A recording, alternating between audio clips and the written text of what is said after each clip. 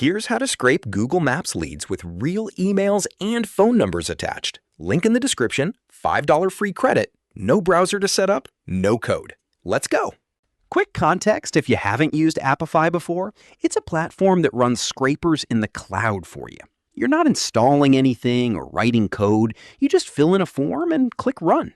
The tool I'm using is called a Google Maps lead scraper. Link's in the description below. Click the link in the description. It opens the Actor page. Click Try for free. You get $5 in credits automatically. No card needed for that part. Enough for a few thousand leads.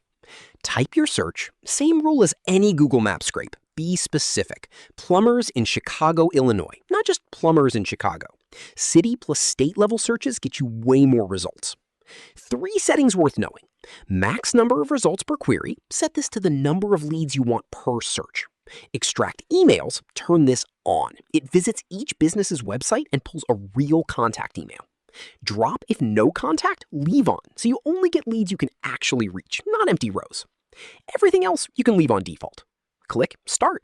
Leads stream in live. Each row: name, phone, website, email, rating, review count, address, status. When it's done, click Export. CSV, Excel, Google Sheets, whatever you need.